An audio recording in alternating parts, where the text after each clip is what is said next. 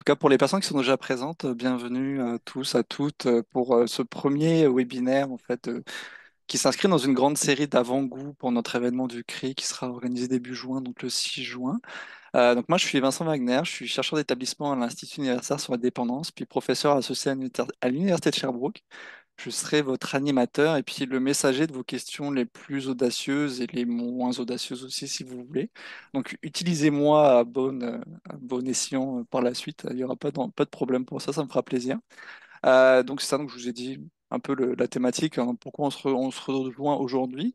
Je peux présenter simplement la thématique générale de ce premier webinaire. Donc, on va parler beaucoup de douleurs chroniques, d'usage d'opioïdes prescrits à long terme. Puis, quelque chose que moi m'intéresse beaucoup, c'est les questions de perspective des personnes concernées, donc perspective des patients, puis des cliniciens.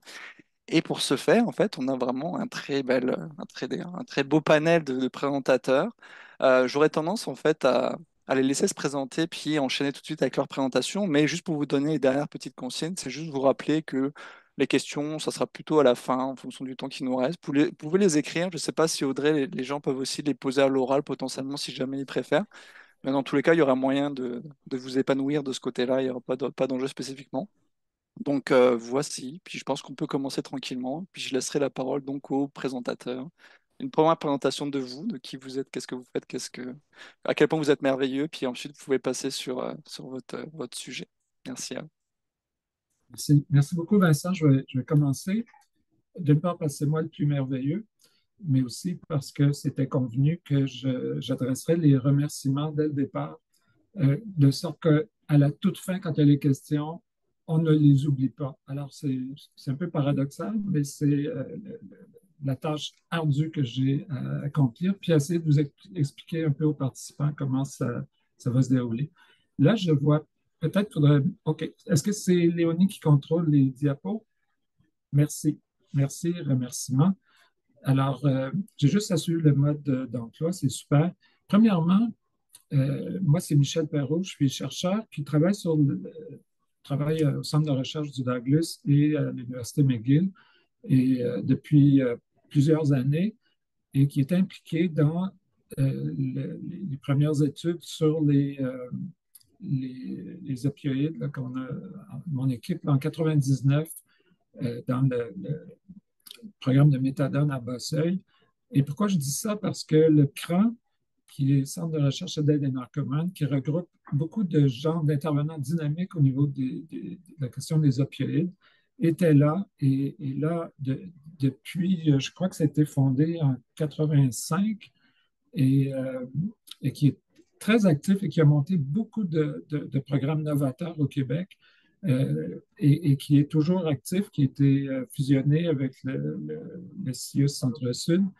Mais je vous le dis aussi, c'est que ce programme-là euh, permet de réseauter plusieurs médecins qui s'intéressent à la question des opioïdes et qui ont permis aussi à ces gens-là de se connaître, de continuer à développer des choses. Et Nicolas Demers, qui devait être notre médecin invité aujourd'hui, qui est dans le GMF universitaire à Verdun, euh, a pu être relayé par Dr. Guillotte, qui, elle, est coordonnatrice médicale au CRA et qui est impliquée dans plusieurs des projets, qui est très active. Alors, c'est une bande de médecins et d'intervenants qui sont impliqués à plusieurs niveaux.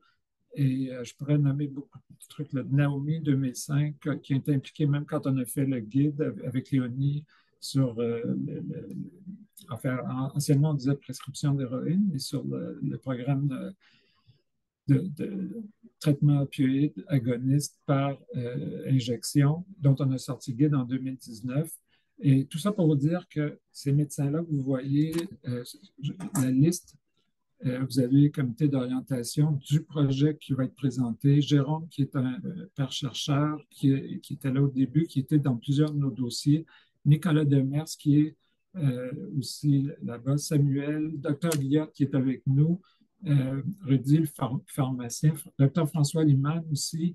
Docteur Ramtani. Catherine Sauvé, qui est infirmière aussi dans l'équipe là-bas et des étudiants, Dr. William April, Félix David, Quinn Wilson, qui est travailleuse sociale dans mon équipe, Diana Milton, qui est aussi dans mon équipe, et merci aux participants aussi, les médecins et patients qui ont participé aux études. Merci à l'Institut universitaire sur les dépendances qui soutient ce projet. Euh, je dois vous dire que vous êtes au CRI. Généralement, quand j'ai présenté au CRI, quand on a fait des activités, c'était beaucoup pour les clientèles les plus vulnérables. Et on pense aux opioïdes, des gens qui sont très démunis, qui sont sur la rue, qui s'injectent et qui ont un grand nombre d'enjeux dans leur vie.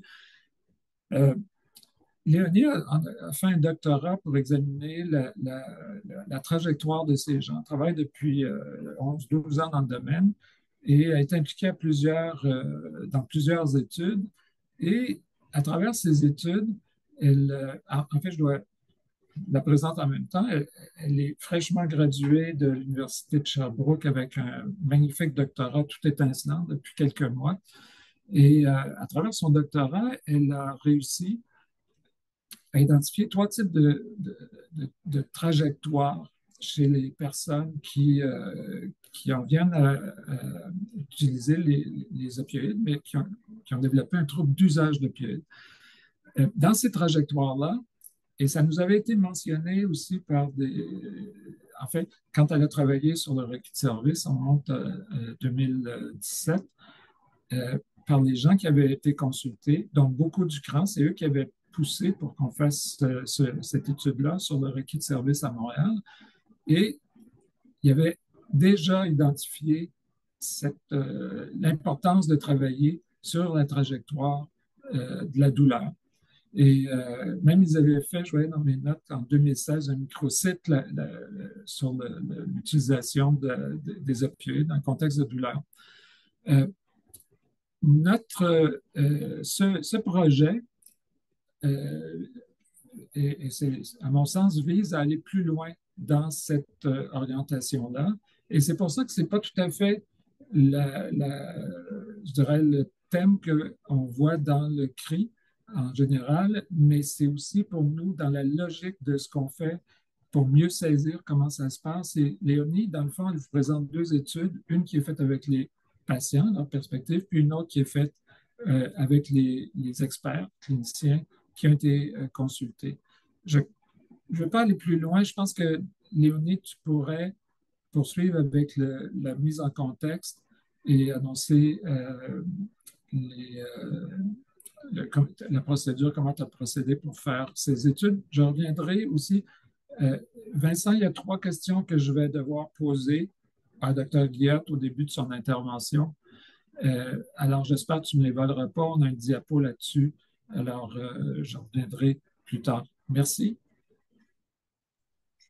Merci Michel, merci pour les belles présentations. J'ai pas tellement de choses à ajouter, autre de dire que je suis maintenant chercheur d'établissement à l'Institut universitaire sur les dépendances au CIUS du Centre-Sud de l'île de Montréal. Et puis peut-être vous partager l'ordre du jour. Donc aujourd'hui, je vais vous mettre d'abord en contexte. On va vous présenter l'étude, le volet patient, le volet clinicien, comme Michel l'a dit. Puis ensuite, on va avoir une première discussion avec Dr. Guillotte pour aller chercher son expertise clinique et ensuite la discussion avec vous tous si vous avez envie de nous partager vos impressions, vos questions, vos commentaires.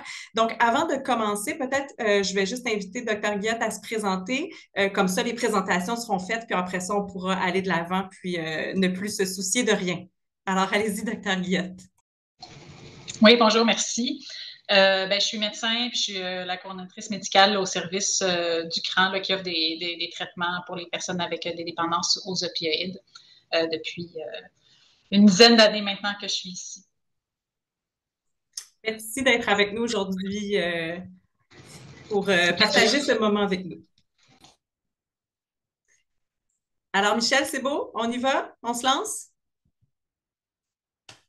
Parfait. Je vais commencer par mettre la table sur le contexte de l'étude. Michel, tu en as parlé un petit peu, mais aussi ajouter qu'on entend beaucoup parler d'opioïdes puis de surdose d'opioïdes depuis quelques années.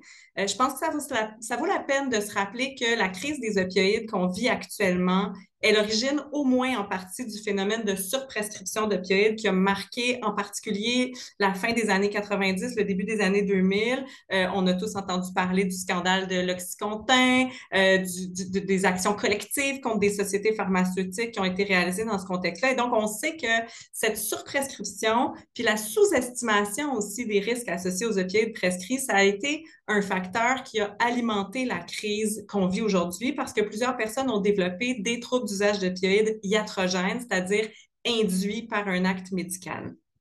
Après ça, quand les autorités se sont rendues compte qu'il y avait eu vraiment un dérapage à l'époque là, au niveau de la prescription d'opioïdes, puis qu'on a vu les conséquences de ce dérapage-là au niveau de l'augmentation des surdoses notamment, il y a eu tout un mouvement de resserrement des pratiques de prescription qui a été mis en branle, mais ça aussi, ça a causé son lot de problèmes parce que justement, plusieurs personnes étaient devenues dépendantes des opioïdes prescrits, puis se sont retrouvées à se faire couper leur prescription dans ce mouvement de resserrement et certaines se sont retrouvées à se tourner vers les opioïdes de rue pour composer avec la dépendance qui avait été induite, puis le fait qu'ils ressentaient des symptômes de sevrage à partir du moment où ils ne recevaient plus de prescription. Et donc ça a été un autre facteur qui a alimenté la crise qu'on vit aujourd'hui. Ceci dit, ça fait au moins 10 ans qu'il y a eu beaucoup de sensibilisation pour un encadrement plus prudent de la prescription d'opioïdes, mais il reste quand même qu'au Canada, on est au 4e rang des pays qui consomment le plus d'opioïdes, selon les dernières données que j'ai vues. Pourtant, quand on regarde les recommandations en douleur aiguë, on voit que les opioïdes devraient être prescrits à la plus petite dose possible durant la plus courte période possible. Puis quand on regarde les lignes directrices canadiennes sur l'usage des opioïdes prescrits en douleur chronique non cancéreuse, on voit que les opioïdes devraient être un dernier recours. Et pourquoi les opioïdes devraient être un dernier recours en douleur chronique? Ben, c'est parce qu'il y a plein de problèmes qui peuvent être engendrés par les opioïdes à long terme. Par exemple, il y a la tolérance. Ça veut dire que la personne va être obligée de prendre de plus en plus d'opioïdes pour obtenir le même effet analgésique. Il y a les symptômes de sevrage qui peuvent apparaître aussi rapidement que 2 semaines après avoir commencé un traitement aux opioïdes. Il y a l'hyperalgésie. Ça veut dire que la personne va développer une augmentation de sa sensibilité à la douleur. Il y a la constipation qui peut causer des enjeux sévères. Il y a l'augmentation du risque de dépression et finalement, il y a les troubles d'usage d'opioïdes et il y a les surdoses. Et les lignes directrices en douleur chronique nous disent qu'il y a certaines personnes ou certaines populations qui sont plus à risque que d'autres de développer un trouble de l'usage des opioïdes ou d'avoir une surdose dans un contexte d'opioïdes prescrits. Et on parle donc des personnes qui ont un trouble de l'usage de substances actives ou un historique de trouble de l'usage de substances ou un trouble de santé mentale. Et ça, c'est ce que les lignes directrices nous disent. Ici, aujourd'hui, je prends pour acquis que la majorité des gens qui sont réunis dans ce webinaire, on vient du domaine de la dépendance. On est dans un événement lié à ce thème-là. Donc, on est déjà très sensibilisé aux risques qui sont associés aux opioïdes. Quand on pense opioïdes, tout de suite, nous, on pense trouble de l'usage des opioïdes, mais sans tomber dans le trouble, il y a toutes sortes de situations problématiques que les personnes qui ont de la douleur chronique peuvent vivre en lien avec les opioïdes prescrits. Et c'est le sujet, comme Michel l'a bien introduit, dont on veut vous parler aujourd'hui parce que autant pour les personnes qui ont de la douleur chronique que pour les cliniciens qui les accompagnent, ben, il faut naviguer à travers des risques, certains bénéfices, des enjeux, et c'est vraiment pas toujours simple. Et donc, dans le cadre de nos travaux qu'on vous présente aujourd'hui, on a voulu mieux comprendre l'expérience des personnes en lien avec l'usage des opioïdes prescrits à long terme dans un contexte de douleur chronique et aussi mieux comprendre la perspective de professionnels qui sont impliqués auprès de ces personnes-là. Et donc, on a utilisé une démarche qualitative exploratoire. Donc, on a fait des entrevues avec des patients et des entrevues avec des cliniciens. Donc, pour les patients qu'on ciblait pour notre recrutement, c'était des personnes qui avaient une expérience de douleur chronique. C'était aussi des personnes qui avaient une expérience d'utilisation d'opioïdes prescrits sur une période plus longue, donc plus que 3 mois. Et c'était des personnes qui avaient rencontré des difficultés avec l'usage des opioïdes prescrits, pas nécessairement des troubles d'usage, mais différentes difficultés. Et ensuite, les cliniciens qu'on a ciblés pour le recrutement, c'était des cliniciens qui avaient une expérience de travail auprès de cette population-là. On a évidemment transcrit les entrevues, on les a soumis à une analyse thématique et je vous présente d'abord les résultats des entrevues avec les patients et ensuite les résultats des entrevues avec les cliniciens. Alors, on rentre dans le vif du sujet pour vous dire qu'on a rencontré 10 personnes avec une histoire de douleur chronique qui ont eu des difficultés en lien avec les opioïdes prescrits dans leur trajectoire. Et quand on regarde l'expérience puis la trajectoire de ces 10 personnes-là, on voit se dégager 3 cas de figure ou 3 profils. Donc, vous voyez à l'écran un premier profil qu'on a appelé dépendance iatrogène aux opioïdes. C'est des personnes qui rapportaient pas d'antécédents de troubles d'usage de substances avant de recevoir une prescription d'opioïdes. Et dans tous les cas, c'était des gens qui avaient un soutien familial, qui avaient des ressources socio-économiques. C'est des personnes qui ont reçu des prescriptions d'opioïdes pendant plusieurs années et qui ont développé toutes sortes d'impacts négatifs importants associés à ces prescriptions d'opioïdes-là. Par exemple, soit qu'ils ont développé des troubles d'usage, du mésusage, une augmentation de leur douleur ou bien différents effets secondaires là, qui ont vraiment contribué à réduire significativement leur qualité de vie. Après ça, juste en dessous, le deuxième cas de figure, là, vous voyez, c'est des personnes qu'on a rassemblées sous le profil prescription d'opioïdes encadrés.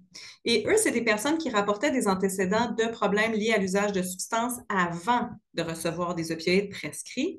Et donc, c'est des personnes pour qui, d'emblée, la prescription d'opioïdes a été beaucoup plus prudente, beaucoup plus encadrée par les professionnels.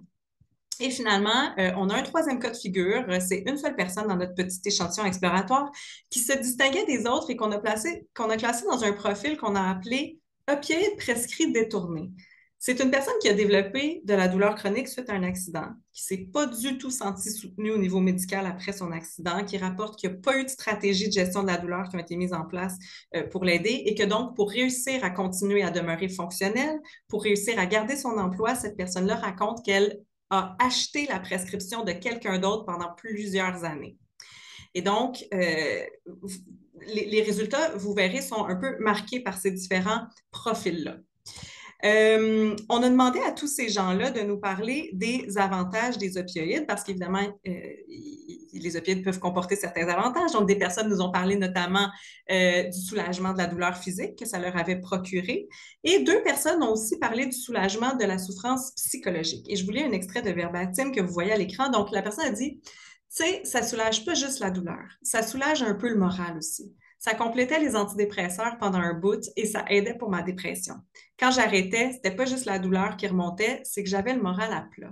Et donc, cet extrait-là, vous comprenez, témoigne du risque que les opioïdes prescrits pour la douleur deviennent une stratégie de gestion de la souffrance psychologique pour certaines personnes. Et quand on a demandé aux participants de nous parler des inconvénients qui avaient été liés aux opioïdes dans leur parcours, il y a 3 principaux inconvénients qui ont été discutés par les participants. Il y en a qui ont parlé de tout ce qui est de l'ordre de la tolérance, du sevrage, du mésusage, du trouble d'usage d'opioïdes même qui s'est installé pour eux. Et certaines personnes ont expliqué que c'est très facile de tomber dans le mésusage, c'est-à-dire de ne pas respecter la posologie parce qu'il y en a qui expliquaient par exemple que, bien sûr, ils ne voulaient pas souffrir, donc nécessairement, dès qu'ils ressentaient de la douleur, même si ce n'était pas l'heure de prendre leur dose, ils la prenaient quand même par peur que la douleur s'installe. D'autres jouaient beaucoup avec leur dose en essayant d'en prendre un petit peu moins des fois quand il y avait moins mal pour se bâtir une petite réserve, pour pouvoir en prendre plus à certains moments. Et donc, tout ça, c'était comme une espèce de stratégie d'autogestion de l'inventaire des médicaments qui, finalement, se trouve à être un certain mésusage et peut amener vers d'autres risques par la suite.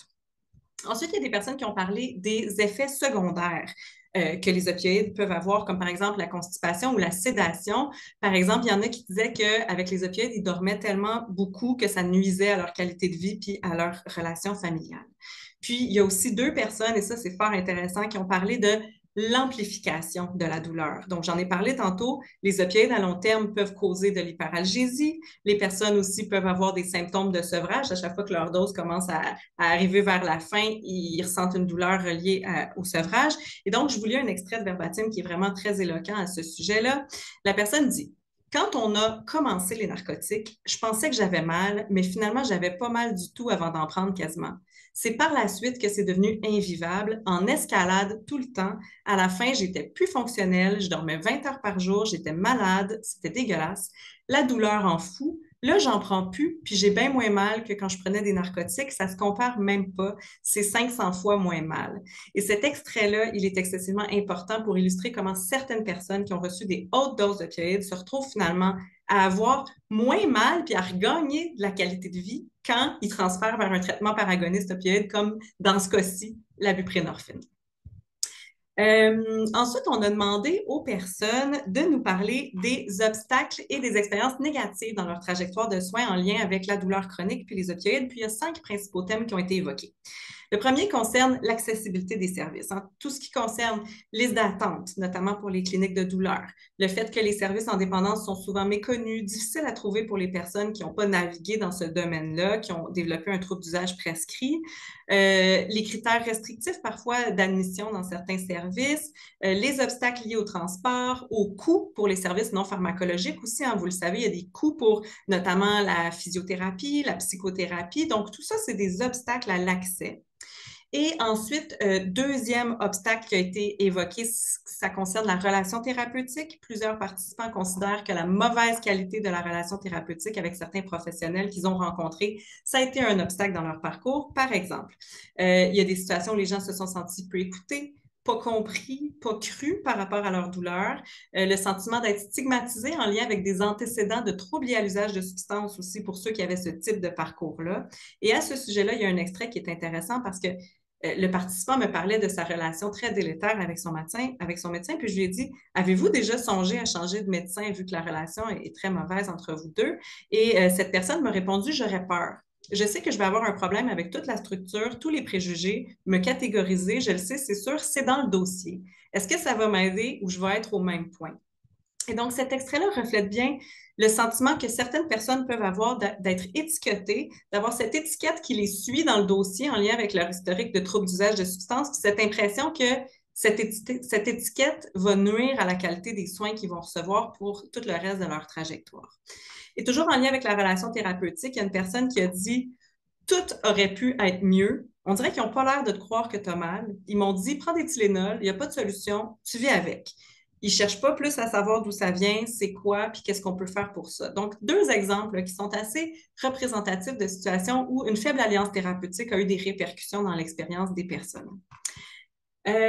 Après ça, sur le thème de l'organisation des services, ici, il y a des participants qui ont l'impression que les intervenants ne se parlent pas entre eux, que ça prendrait une meilleure collaboration interdisciplinaire, un suivi plus intensif.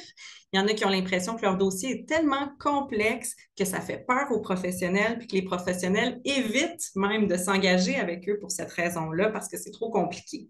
Et il y en a qui racontent qu'ils se sont fait refuser des soins, qui ont l'impression de ne pas cadrer dans aucune offre de service, et vraiment, il y en a qui rapportent qui ont l'impression de tomber dans les cracks du système.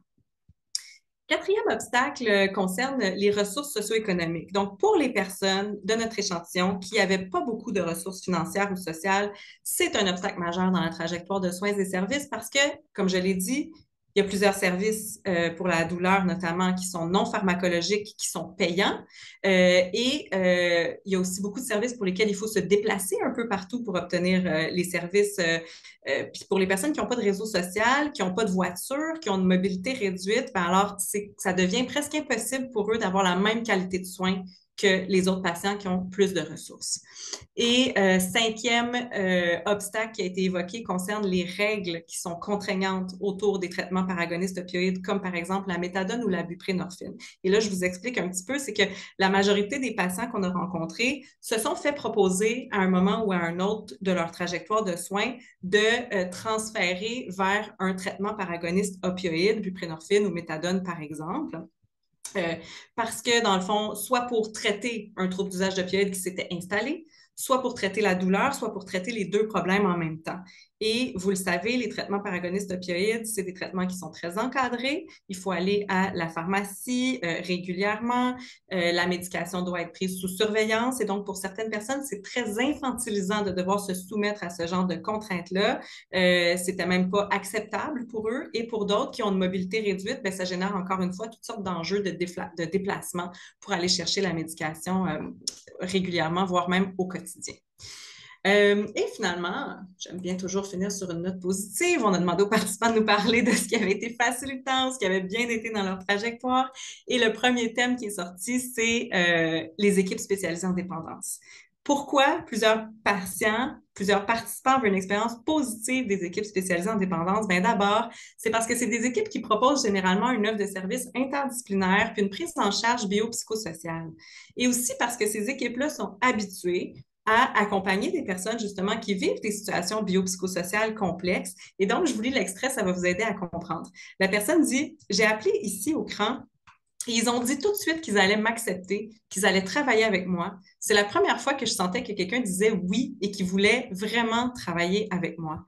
Et cet extrait-là reflète l'expérience de plusieurs personnes qui racontent s'être fait accueillir chaleureusement par les équipes en dépendance, de ne pas avoir eu l'impression d'être juste un cas compliqué ou un fardeau, d'avoir accès aux membres de l'équipe, hein, de pouvoir laisser un message puis de recevoir des retours d'appel. C'est comme des modalités de service auxquelles plusieurs participants n'avaient jamais été habitués. Ils étaient vraiment surpris, agréablement surpris de voir qu'il existait des organisations de services flexibles, accueillantes comme celle-là. Et ensuite, il y a le thème de l'alliance thérapeutique qui était fort important aussi dans le discours des personnes. Donc, qu'est-ce que ça veut dire pour les personnes une bonne alliance thérapeutique? Ça tourne autour de la compassion, l'empathie, l'écoute, la disponibilité. Et finalement, on a demandé aux participants de faire des recommandations pour améliorer l'offre de service. Et donc, ils ont évoqué 3 thèmes principaux. Le premier concerne la prévention. Donc, ils proposent qu'il y ait un meilleur encadrement de la prescription avec une utilisation des opioïdes, encore une fois, comme une stratégie de dernier recours.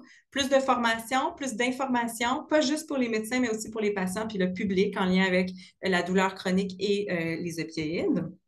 Deuxième recommandation des participants concernait la gestion de la souffrance physique et aussi la gestion de la souffrance psychologique des patients, de ne pas négliger de travailler les 2 volets qui peuvent être intimement liés. Et troisième recommandation concernait les soins spécifiques pour les personnes qui présentent un trouble concomitant de douleur chronique et d'usage d'opioïdes. En particulier, plusieurs personnes disaient qu'il y avait l'impression que ça n'existe pas une expertise qui répond simultanément aux 2 besoins, douleur et dépendance, alors que pourtant, ce sont des situations qui se présentent souvent en concomitance. Et là, je me permets de conclure sur le volet patient en vous partageant ce qui me semble être un grand constat transversal de l'expérience patient en termes de douleurs chroniques et de difficultés liées aux opioïdes. Je vous ai dit tantôt qu'on avait comme identifié 3 profils qui émergeaient de notre échantillon. Un premier profil qui était marqué par la surprescription d'opioïdes chez des personnes qui n'avaient pas d'antécédents de troubles d'usage. Un deuxième profil de prescription d'opioïdes beaucoup plus encadré chez des personnes justement qui avaient des facteurs de risque associés à des antécédents de troubles d'usage. Et un troisième profil d'une personne qui avait tout simplement pas reçu de service et qui s'était approvisionnée à la prescription d'une autre personne.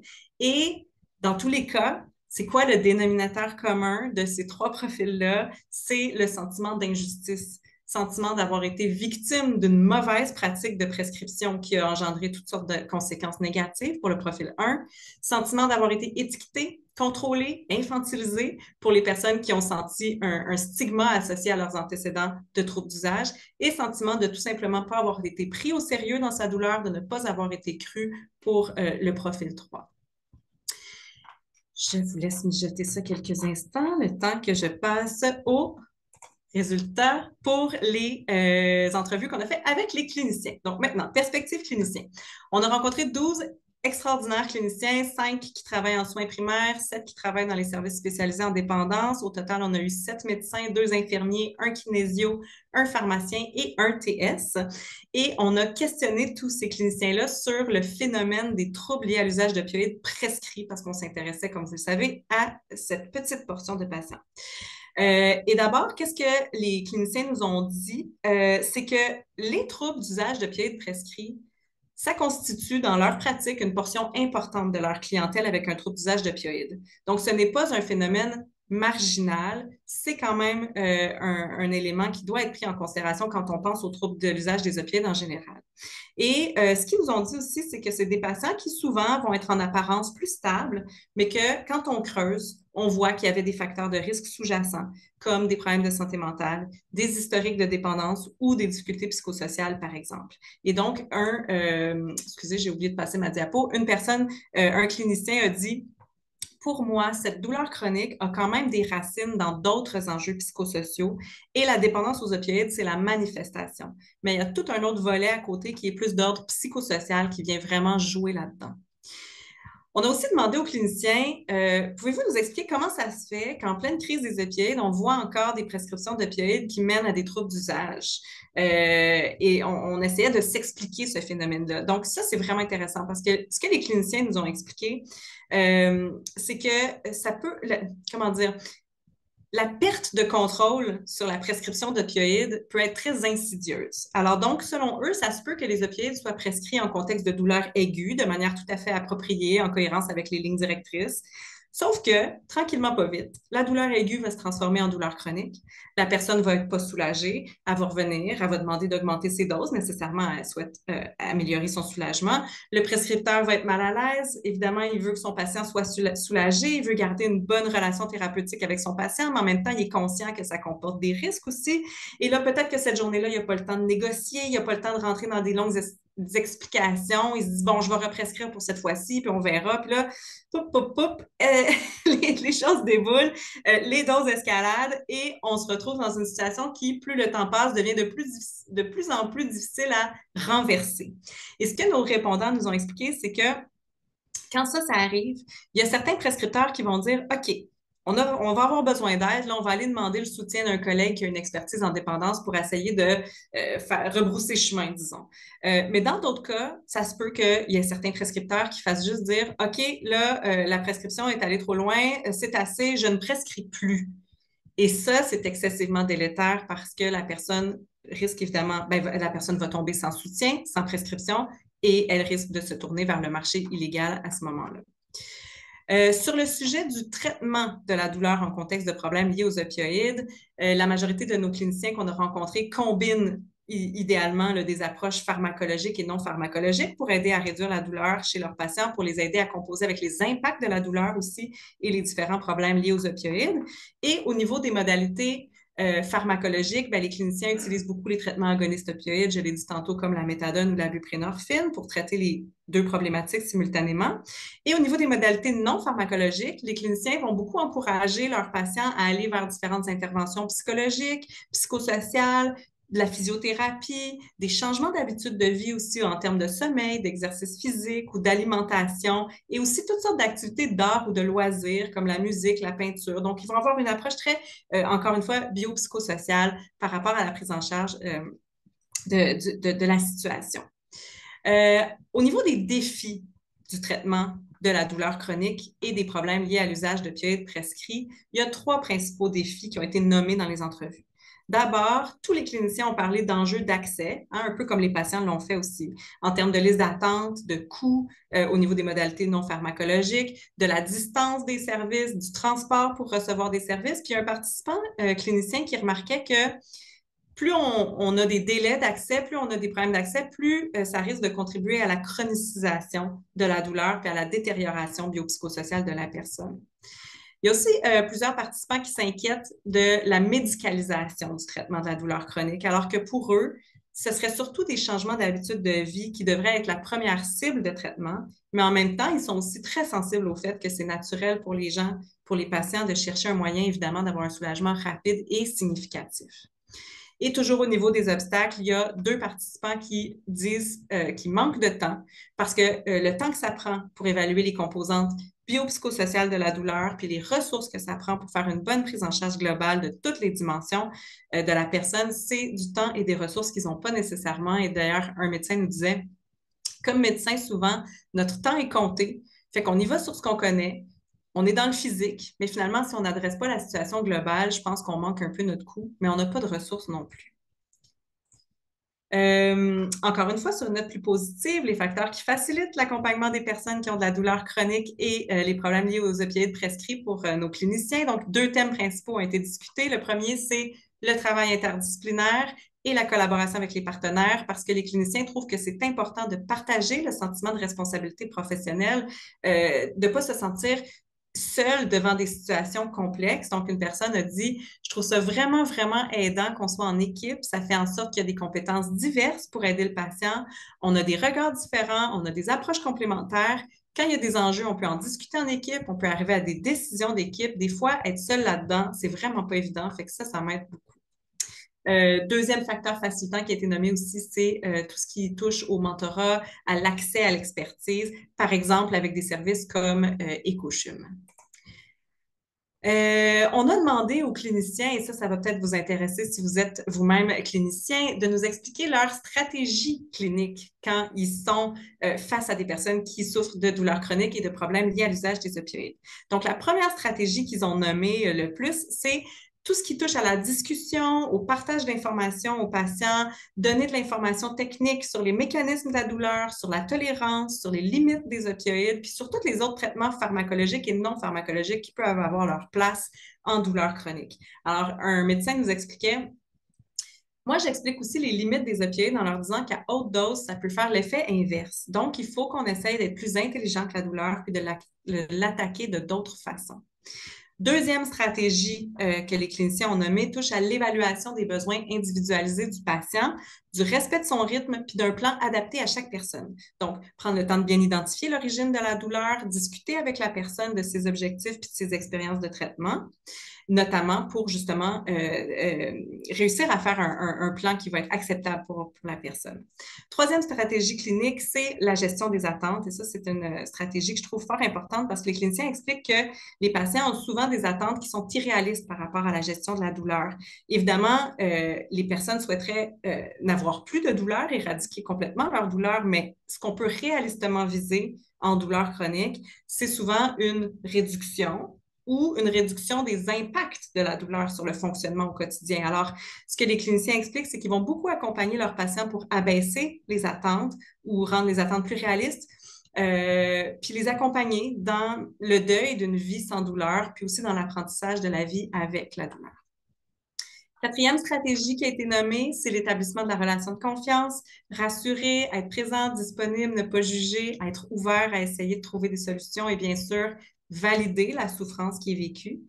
Et cinquième stratégie qui concerne l'approche globale, donc qui permet de composer avec l'ensemble des impacts de la douleur et des problèmes liés aux opioïdes, une vision biopsychosociale multifactorielle de la problématique et porter une attention particulière aux facteurs qui ont mené à la situation actuelle, en soutenant l'engagement du patient aussi dans des activités thérapeutiques comme de la musique, des arts, des habitudes de vie et tout ça, évidemment, qui va au-delà du traitement médical puis de la prescription simplement d'un médicament.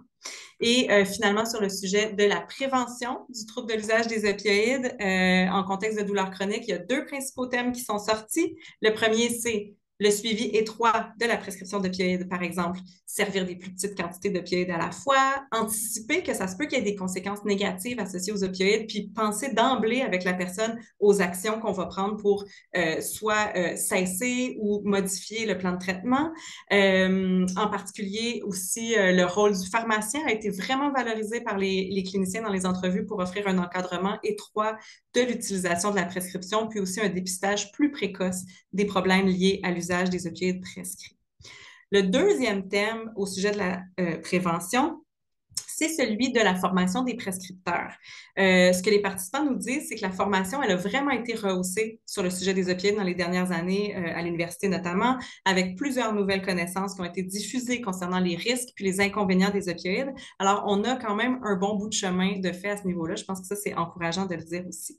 Et finalement, le troisième thème sur le sujet de la prévention, et celui-là, il est très important, c'est l'impact des déterminants sociaux de la santé dans le parcours de douleur et de dépendance chez certains patients qui ont moins de ressources sociales et financières. Donc, un participant nous a dit « Je ne veux pas avoir l'air pessimiste ou défaitiste, mais les dés sont un peu joués. Quand on parle des plus vulnérables, on va essayer de les soutenir, mais on ne va pas faire un renversement de situation chez plusieurs d'entre eux qui ont été mal soutenus toute leur vie puis qui nous arrivent amochés. » Et cet extrait-là, il en dit long sur le fardeau des inégalités sociales de santé pour les populations qui sont issues de milieux socio-économiques moins favorables, renverser les impacts des inégalités au niveau des conditions de vie quand une personne cumule plusieurs conséquences de ces inégalités-là depuis de nombreuses années, que les problèmes de santé physique ou mentale qui auraient pu être prévenus ou réduits à la source se sont installés, se sont enracinés pour de bon. Ça exige évidemment une organisation de services excessivement intensive qui existe rarement dans nos milieux de pratique. Alors, si on pouvait travailler sur ces déterminants sociaux de la santé en amont, ça économiserait certainement beaucoup de souffrance en aval. Et je termine en vous disant que toutes les pistes de réflexion clinique, organisationnelle, structurelle qui nous ont été partagées par nos cliniciens sont très connectées finalement aux besoins qui ont été exprimés par les participants. Et ça met vraiment en relief que si les gens, si les patients sentent qu'ils n'ont pas été suffisamment écoutés, qu'ils n'ont pas été informés, qu'ils n'ont pas été impliqués dans les décisions qui les concernent, si on ne met pas à leur disposition les outils qui pourraient les aider, ben, ils vont se retrouver au bout du compte avec le sentiment d'avoir été victimes d'injustice. Puis ça aussi, c'est quelque chose qui est très difficile à renverser. Alors, je me tais là-dessus. Je repasse la parole à Michel qui va animer l'échange avec Dr. Guillotte qui va nous faire part de son point de vue sur tout ça. Merci beaucoup, Léonie. Je pense que c'est la première fois que tu fais une présentation de l'ensemble de ces résultats-là hein, dans cette étude. Oups. Oui. OK. Bravo parce que il y a beaucoup de matière et je sais avec quelle rigueur, puis j'ai participé à quelques rencontres, puis j'ai vu tout ce qui sortait des échanges.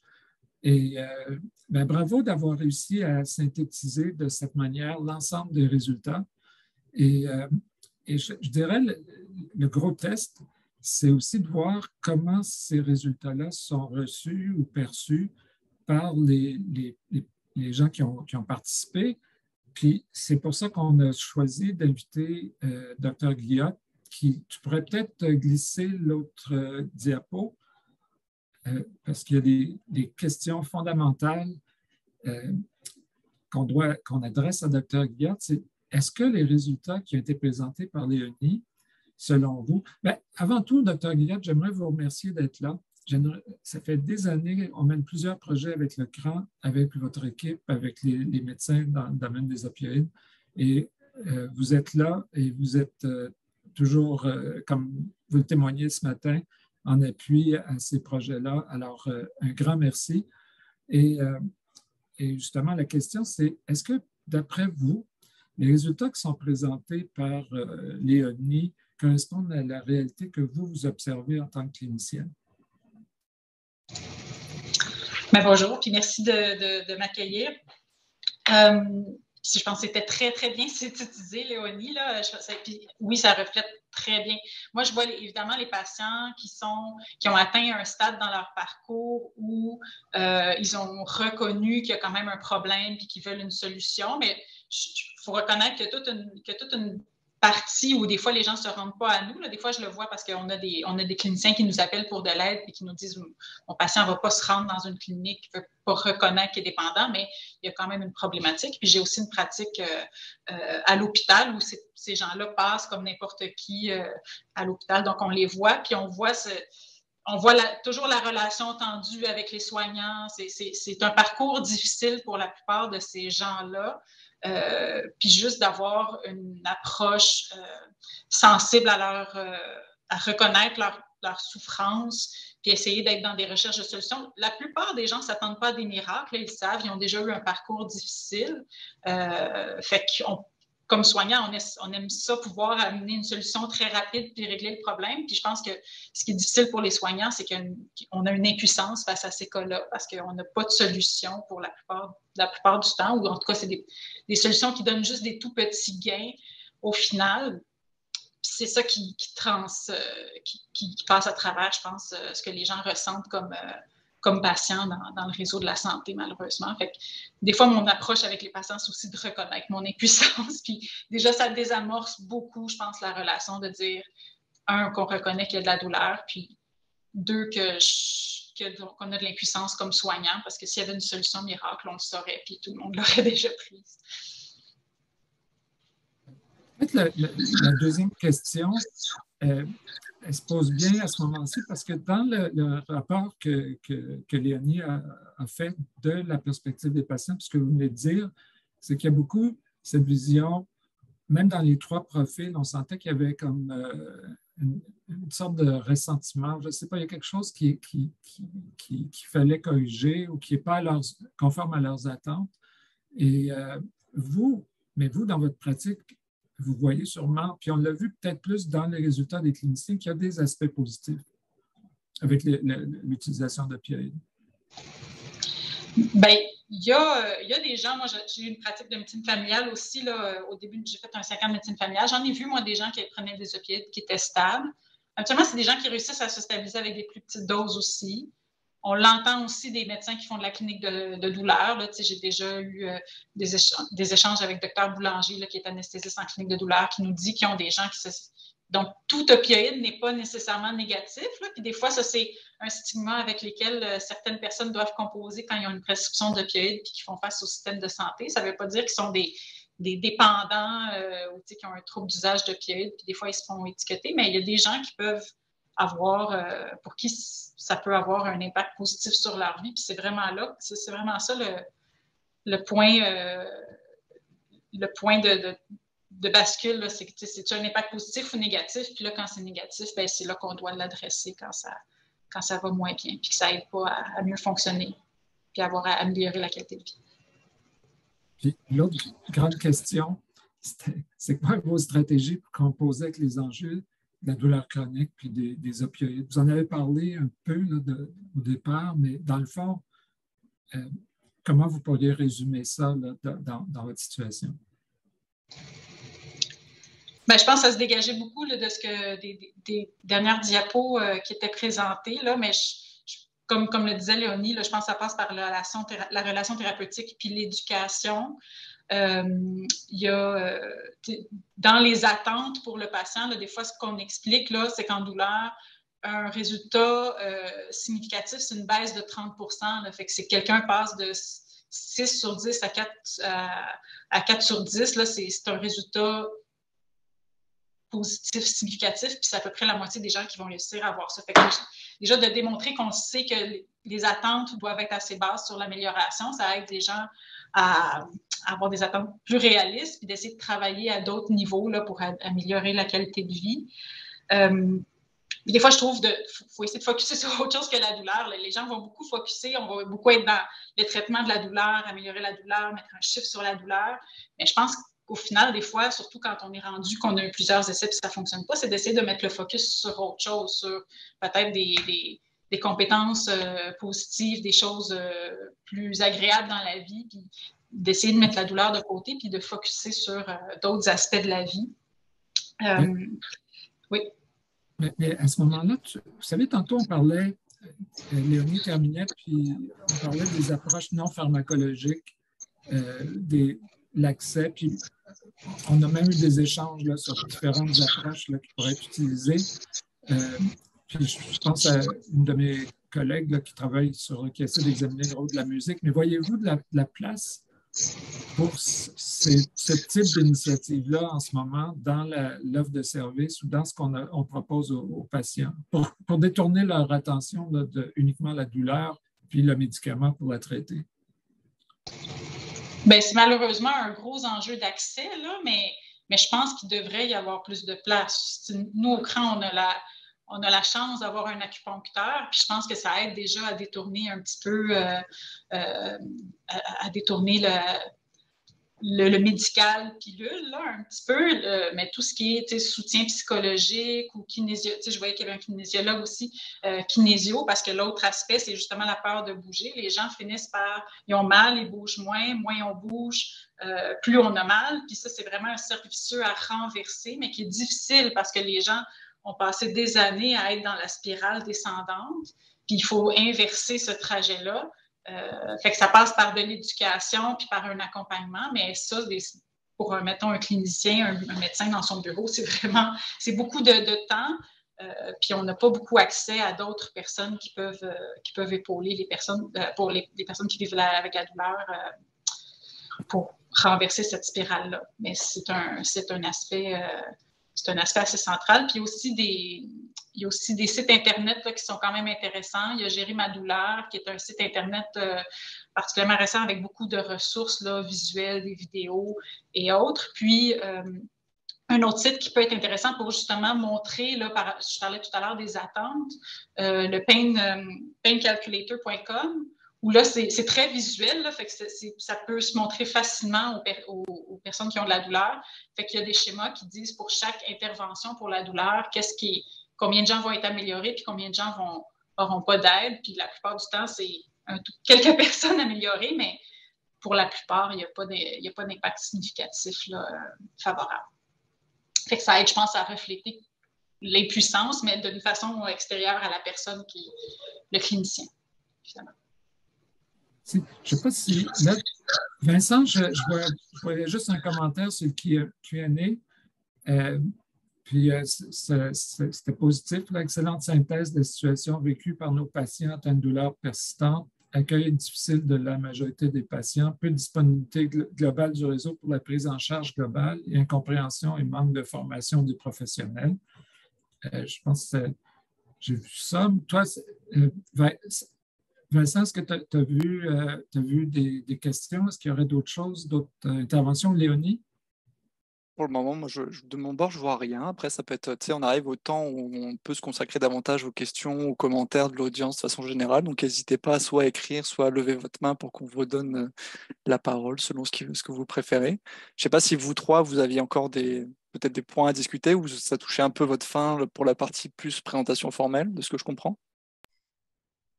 Je pense qu'on a atteint la limite de notre présentation formelle, mais si personne a de questions ou de commentaires, moi, je ne serais pas fermée à revenir sur un point qu'on a discuté avec Dr. Guillotte dernièrement, justement, où on évoquait tous ces résultats-là. Puis, attendez, je vais arrêter le partage d'écran pour qu'on puisse se parler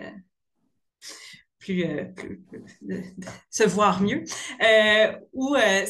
Dr. Guillette, vous disiez que certains de vos patients faisaient des constats, ils observaient finalement l'évolution de leur douleur dans leur quotidien, puis se rendaient compte que lorsque leur état de bien-être psychologique était meilleur, ben, des fois, ça avait des impacts positifs sur leur capacité à tolérer la douleur ou sur, à tout le moins, leur niveau fonctionnel en lien avec la douleur. Donc, ils voyaient quand même dans leur état psychologique, dans les variations de leur état psychologique, des relations avec les variations de leur douleur aussi.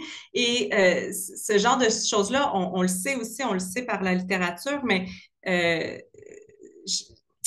ce qu'on voit dans les résultats de ces entrevues qu'on vous a présentées aujourd'hui, mais dans d'autres travaux qu'on a faits, c'est que, et je pense que ça, c'est un message qui est important à transmettre, c'est que même s'il y a des données scientifiques qui démontrent que l'aspect psychologique est important, il y a une ligne très mince sur laquelle les cliniciens doivent marcher parce que des fois, quand ils parlent de soutien psychologique, les gens peuvent le percevoir comme de dire la douleur, c'est dans votre tête. Alors que ce n'est pas ça. En fait, je pense que lorsqu'on vit avec la douleur, nécessairement que ça peut avoir des impacts sur notre bien-être psychologique et tout ça est interrelié et un soutien psychologique peut être très aidant. Puis il y a certaines stratégies spécifiques comme par exemple mindfulness ou la thérapie cognitive comportementale qui ont été démontrées efficaces pour améliorer, dans le fond, de réduire les impacts de la douleur. Et c'est ça, je ne sais pas, Dr. Guillaume, comment vous voyez ça, mais je comprends que la ligne est mince parce qu'on ne veut pas que les gens entendent « vous n'avez pas vraiment mal, c'est dans votre tête ». En fait, est-ce que je l'explique bien?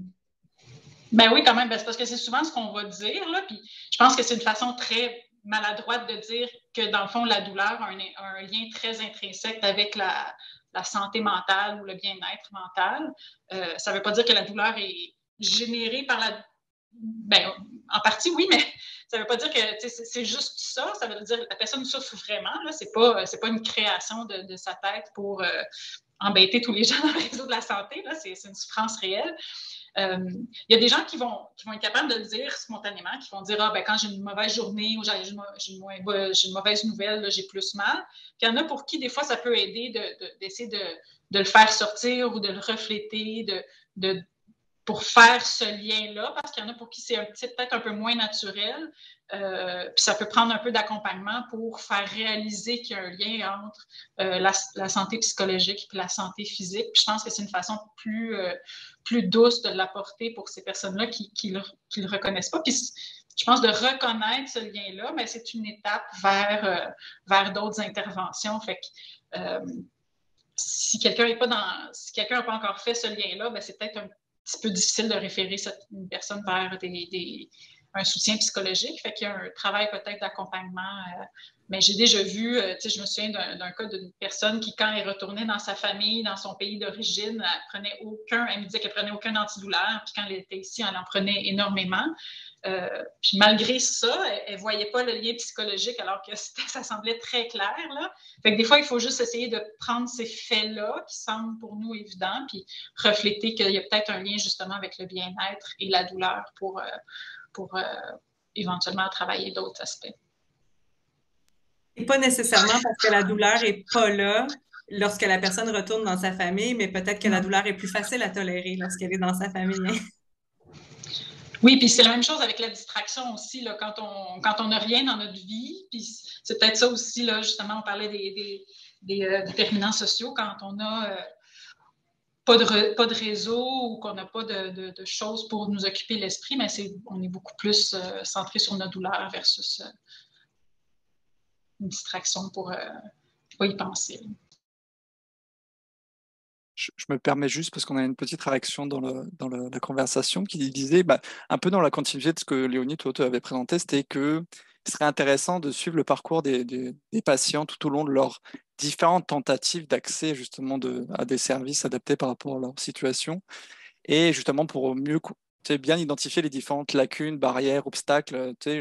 Mais tu sais, je vois vraiment l'aspect parcours, trajectoire vraiment tout au long de la vie. Moi, automatiquement, je pense aussi à mes propres populations plus âgées, puis des choses comme ça. Je me dis, tu sais, quelqu'un qui arrive à un certain âge, elle a quand même cumulé potentiellement un certain nombre de contacts avec le réseau, des choses comme ça. Même quelqu'un de très jeune peut avoir cumulé aussi beaucoup de tentatives et tout. Mais est-ce que justement, dans ce que tu as pu avoir comme données, comme résultat, comme interaction avec tes patients, est-ce qu'il y a des choses un peu dans cette teinte-là, de dire, est-ce qu'on a pu avoir vraiment une ligne de parcours, une ligne de vie très spécifique sur les différentes tentatives? Qu'est-ce qui posait problème à tel endroit spécifiquement? Tu vois, une lunette un peu plus précise, peut-être, je ne sais pas si tu as quelque chose en tête par rapport à ça.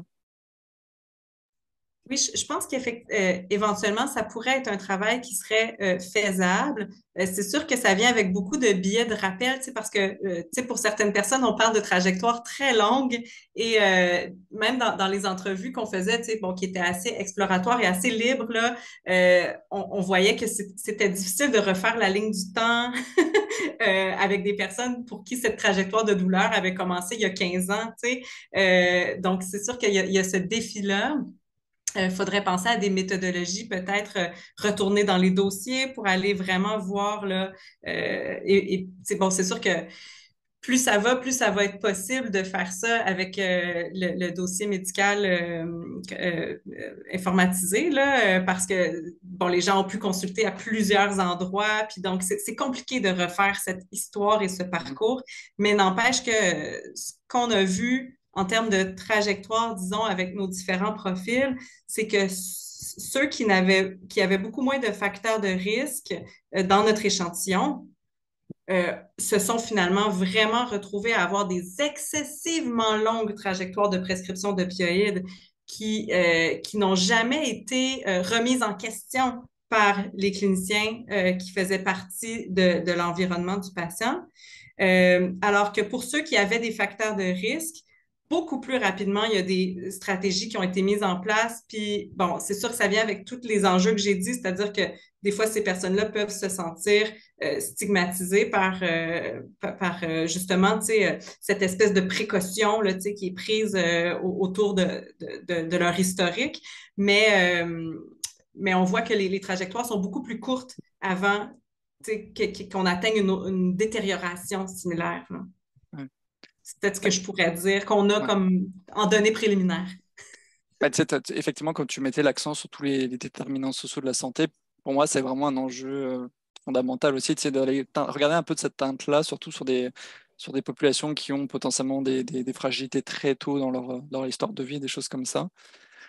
Ah bon, c'est tout un sujet, je pense qu'on pourrait en parler longtemps, là, c'est sûr, mais je vois le temps qui passe. Moi, je voulais surtout, en tout cas, vous remercier pour votre présentation puis vos échanges. Puis, c'est sûr, moi, j'ai noté des questions qui ne sont pas les mêmes que celles que Michel avait pensées, donc j'en profiterai, je l'échangerai avec Léonie, parce que moi, j'ai ce privilège de pouvoir échanger avec elle plus fréquemment. En tout cas, au niveau de l'audience, moi, si jamais il y a des questions que vous voulez poser plus après coup, vous viendront en tête par la suite, bah, n'hésitez pas potentiellement à contacter les personnes qui ont présenté.